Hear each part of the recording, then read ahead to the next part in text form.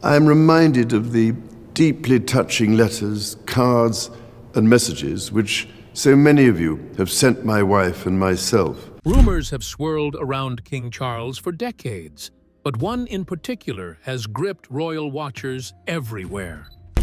Now, what we have here is a rather special box of chocolates. Some are ours, passed down through the family, and some are for sale. Whispers claim that a note linked to Princess Diana's jewelry box once left the king in tears. No one outside his circle knows the truth, yet the story refuses to fade.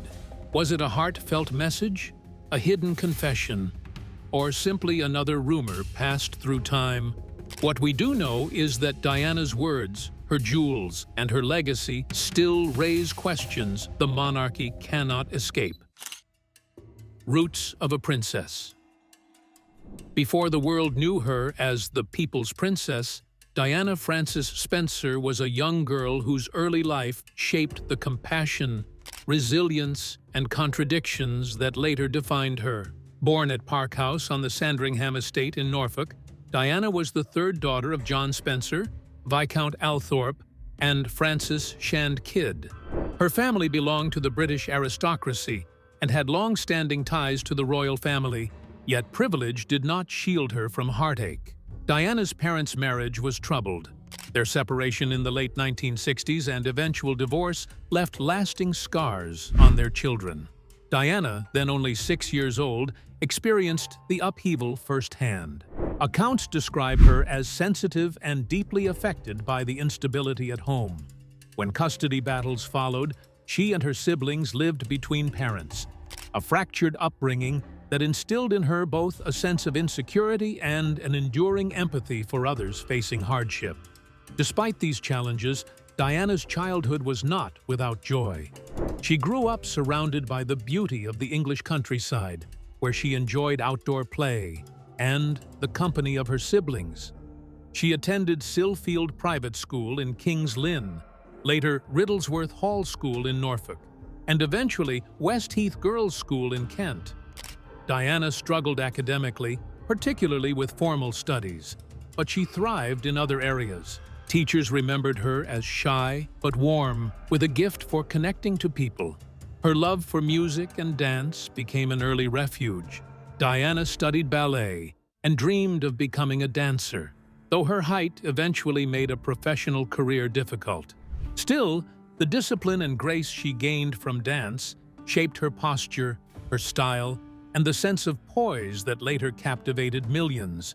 She also developed a strong interest in children's welfare, which would later influence her public work. Diana first met Prince Charles in 1977 when she was only 16, and he was dating her elder sister, Lady Sarah Spencer. At that time, she was a schoolgirl, but destiny had other plans for them. After leaving Westheath, she briefly attended the finishing school Institut Alpin Wiedemannet in Switzerland, a school for young girls to learn languages, domestic sciences, and all the culture. She came back to London within a short time with no formal academic qualifications, yet having a clear sense of independence. Diana lived in modest jobs, all of which revealed not only her very grounded nature, but also her fondness for children. Dance instructor to young students, nanny for an American family living in London, and finally, even an assistant at Young England Kindergarten, Pimlico, were some of the modest jobs that she undertook. Many of her colleagues would characterize her as caring and patient, among other things, long before her royal role put those talents under the global spotlight. By 1980, Diana's life had undergone a great transformation. Prince Charles, now in his early 30s and being heavily pressured to marry, was beginning to see her in a different light. Their courtship was very fast-paced, keeping the public's attention. Diana had been suddenly drawn into the royal family environment at the age of only 19. The engagement was announced in the following year, and Britain accepted the story as a modern-day fairy tale. Charles and Diana were wed on July 29, 1981, an event viewed by hundreds of millions of people across the globe. To the public, It seemed like the birth of a romance that would return a hint of life to the monarchy. Diana, with her innate ability to charm and communicate with common people, appeared destined to bridge the centuries-old chasm between crown and citizen. Behind the dazzle was a young woman who had, like rough clay, slowly been shaped from the battleground of a complicated childhood into a human with feeling, understanding, and searching for a bit of calm. As those earlier years passed in the company of both privilege as well as agony, the foundation for the woman who Diana became was set. The little girl who sought security in her scattering family grew into a princess who pursued, in others, the comfort she could not find within herself. Such warmth was no act. Instead, she instinctively draws from her own life experiences of loss and loneliness. But when her resilience was tested in marriage, the weight of duty and distance began to overshadow the fairy tale. A marriage of duty and distance. For millions watching in July 1981, the wedding of Prince Charles and Lady Diana Spencer looked like a fairy tale come to life. The 20-year-old nursery teacher's assistant stepped into St. Paul's Cathedral in an ivory silk taffeta gown with a 25-foot train, watched by 750 million viewers worldwide. To the outside world, this was the beginning of a love story that would anchor the monarchy for a new generation. But for Charles and Diana, the wedding day was less a culmination of romance and more the opening chapter of a life bound tightly by duty, and soon unraveled by distance. The first challenge was the sheer mismatch of their ages and experiences. Charles was 32 when they married, a seasoned royal with years of expectations weighing on him. Diana was still barely out of her teens, suddenly thrust into a global spotlight that magnified her every move. In the early months, she was overwhelmed. Friends recalled how she wept at the pressures of public engagements, struggling to reconcile her private shyness with the role of Princess of Wales. Charles, meanwhile, seemed unable, or unwilling, to bridge the emotional gap. Even before their marriage, warning signs had been there. Charles had maintained a close relationship with Camilla Parker Bowles, the woman he had loved for years, but had been deemed unsuitable as a royal bride. Diana admitted later that she felt like a third person was always in the marriage. At the time, the public was oblivious, captivated by the glamour of the young princess. But behind palace doors, tensions simmered. The cracks continued to deepen after the arrival of their sons, Prince William in 1982 and Prince Harry in 1984. While Diana devoted herself to motherhood, taking great joy and satisfaction in raising her boys, Charles most noticeably did not do so. Being absorbed not by his family but by his royal obligations, while Diana longed for emotional support. By her own account, she brooded over the fact that there was something called postpartum depression, which was the subject of great misunderstanding by Charles. Within an already lonely woman, it was an absence of understanding as salt on a wound. While by then the estrangement wasn't exactly subtle anymore, mid-1980s pub appearances might paint one scenario: folks smiling, formally waving, and taking glamorous tours, while in private, the estrangement deepened between them. Then, Charles drew nearer to Camilla once more, rekindling a relationship that Diana could not ignore or allow into her life. "There were 3 of us in this marriage, so it was a bit crowded," she would say many years later on a more than scandalous note. That quite candid remark cut through several generations of royal restraint and revealed deep-seated sadness within her personal psyche. Not just Diana was under strain. Indeed, Charles felt himself suffocating under the expectations of monarchy to believe in a marriage which had lost all breaches of trust, such as, etc. Friends of the prince later defined him as being one who was trapped between love and duty and couldn't bring the two together. But to the public, sympathy lay entirely with Diana in the eyes of the world. Diana was just no longer the Princess of Wales. She was, in fact, the people's princess, whose empathy, humanitarian achievements, and unique to relate with normal people put her miles apart from any other royal. Yet as the palace tried to hold its silence, Diana was already finding another way to speak, through the words she trusted only on paper. Diana's private warnings. By the time the world learned of Charles and Diana's separation in December 1992, the fairy tale had long since unraveled. What followed was not only a public collapse, but also a private story, one Diana recorded in her own handwriting. Away from cameras, she confided to paper what she could not always say aloud. These notes, written in her unmistakable script, became some of the most haunting artifacts of her life, revealing fears that unsettled both admirers and, years later, her family. One such note, written in 1996, laid bare her sense of danger. In it, Diana admitted that she believed her life was under threat. "This particular phase in my life is the most dangerous," she wrote. Then came words that still echo, a warning that there were plans for an accident with her car. At the time, it may have seemed like paranoia, but in 1997, when Diana died in a car crash in Paris, the note took on an almost prophetic weight. The power of that page lay not in polished prose, but in its immediacy. It was Diana, alone, writing in the moment, allowing her fears to spill onto paper where they could never be erased. For the public, the revelation of such a note was heartbreaking.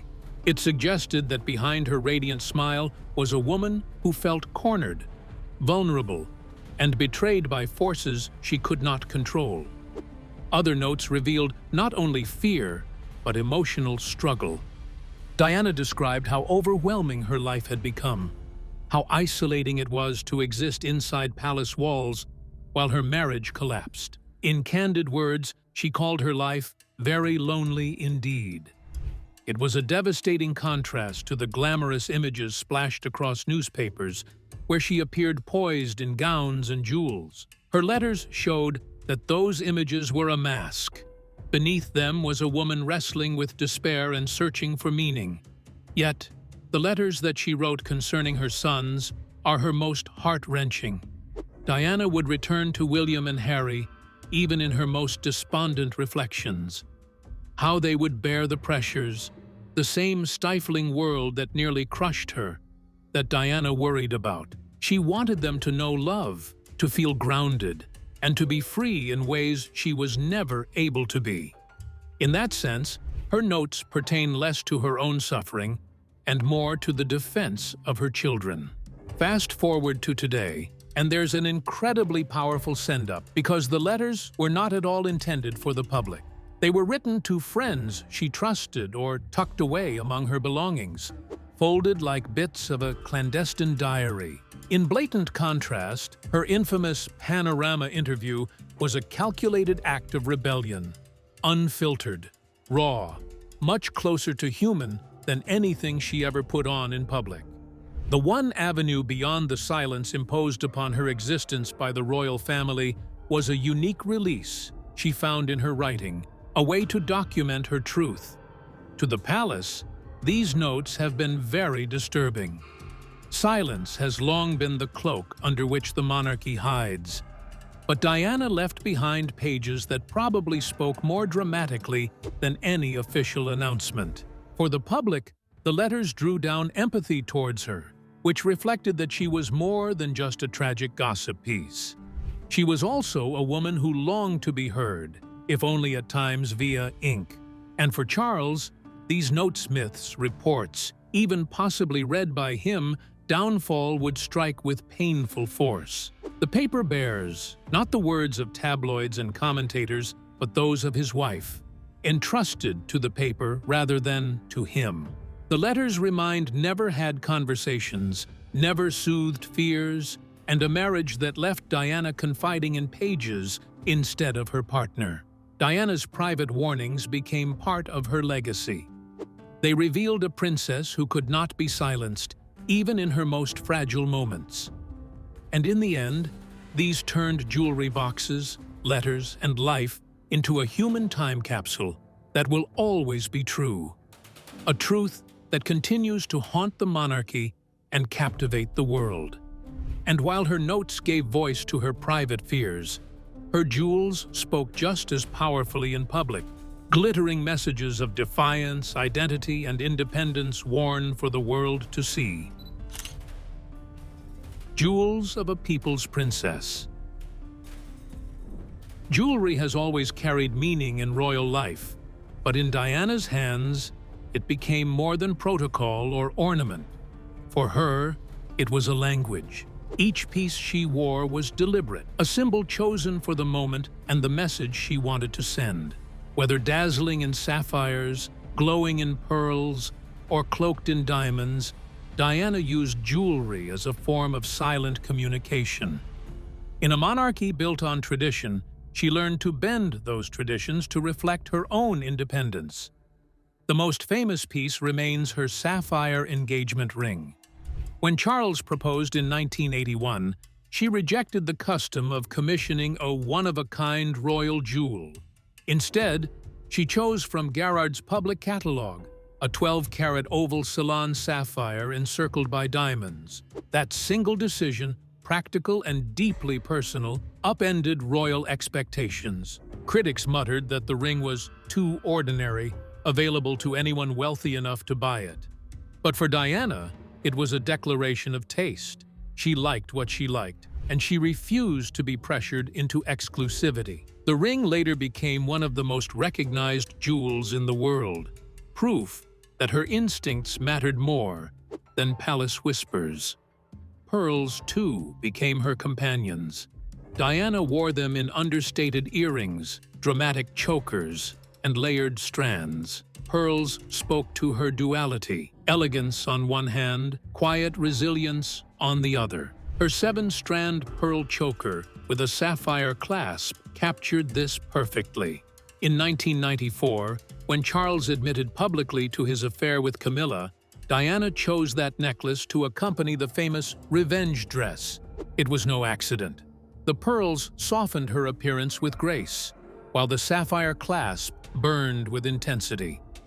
Together, they turned a simple gala entrance into a global statement.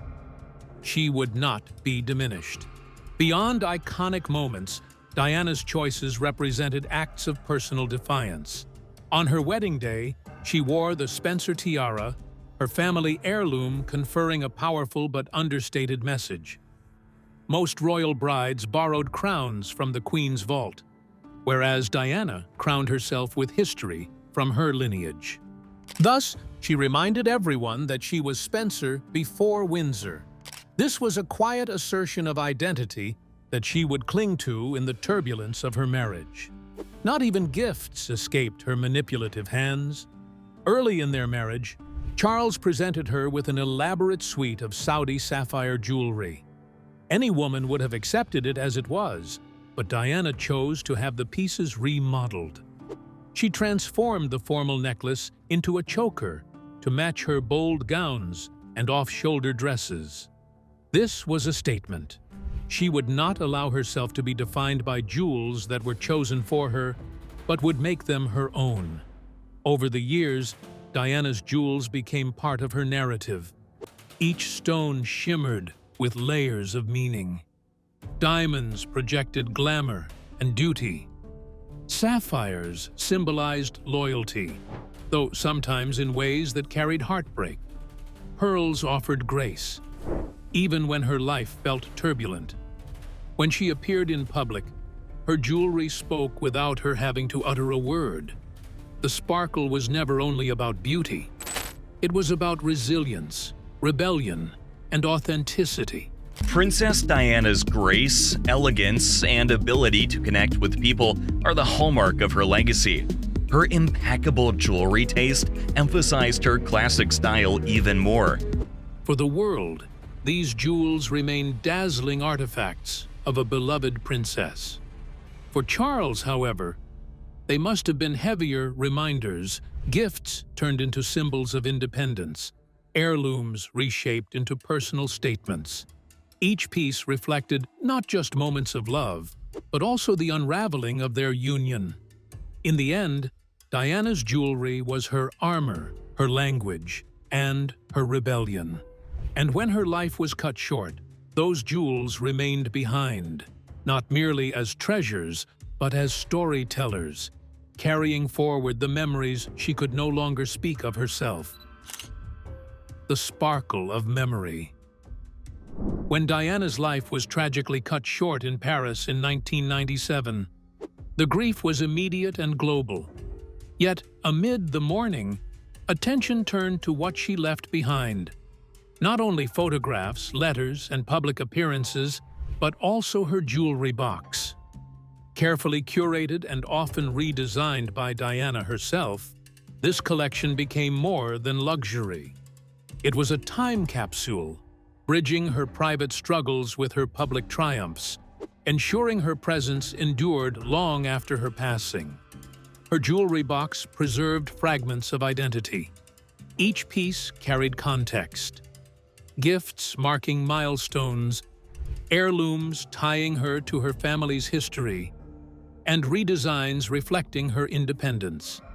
Unlike gems locked in vaults, Diana's jewels lived a second life after her death, becoming storytellers of resilience, rebellion, and grace.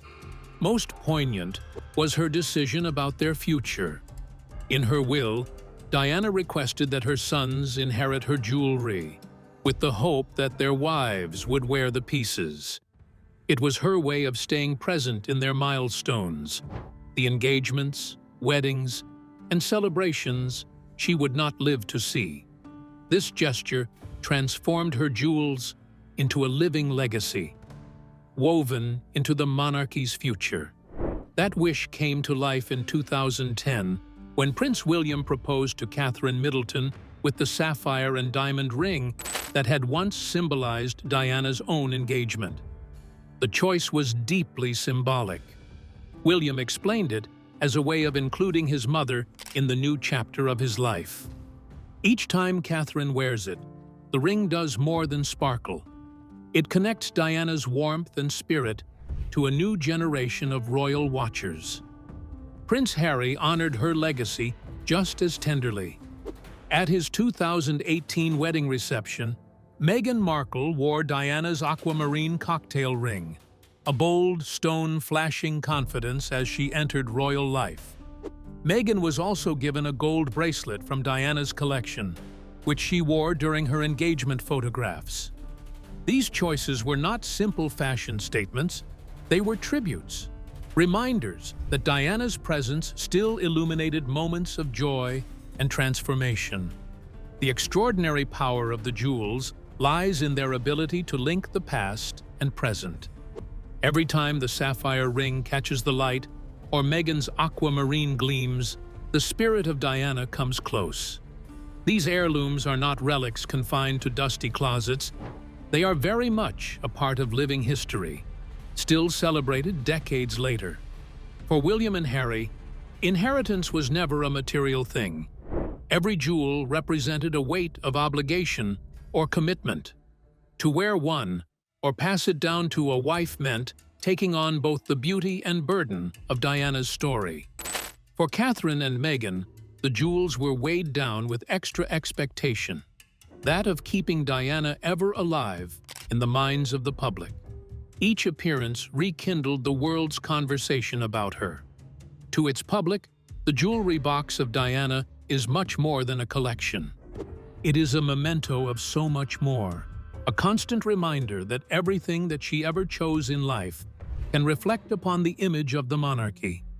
Fans still trace the reappearance of the jewels through intricate journeys, studying their reappearance on her daughters-in-law, all the while creating ties back with the woman who wore them purposefully. For Charles, the jewelry box would stir feelings of a different dimension. These were once tokens of his love, reminders of separation, and then artifacts of a marriage that was to him full of pain. Their very existence today, however, ensures that Diana's legacy can never be expelled from the institution that he heads. The sparkle of Diana's jewels has never faded. Each jewel is a stone that tells its own story. The stories carry messages of love, defiance, resilience, and grace. More than 2 decades after her death, they sparkle not for their diamonds or sapphires, but for the woman who wore them. Through her jewelry, Diana lives on, not just within vaults or photographs, but also in the daily lives of those she loved, and in the memories of those who still love her. And as that archive passed to William and Harry, her story left the vault and stepped into their lives, choices, and vows. Sons, legacy, and unfinished business. When Princess Diana died, her sudden absence left a void that could not be filled by tradition or ceremony. But her legacy lived on in her sons, William and Harry, who were just 15 and 12 at the time. Walking behind her coffin on that September day, they became the face of a grieving nation. From that moment, the world would watch their every step, not simply as princes, but as living reminders of Diana's enduring influence. William, as heir to the throne, grew up under a microscope that only intensified after Diana's death. From his university days at St. Andrews, where he met Catherine Middleton, to his steady progression into senior royal duties, William's path has reflected Diana's quieter qualities, her compassion, her ability to connect with people, and her instinct for empathy. His work on mental health, homelessness, and conservation is often described as a continuation of her unfinished projects. He has spoken about how her example taught him to use his platform for causes that lift others. To many, William embodies the duty with heart approach that Diana modeled, balancing royal responsibility with human warmth. Harry, on the other hand, carried his mother's legacy in a different direction.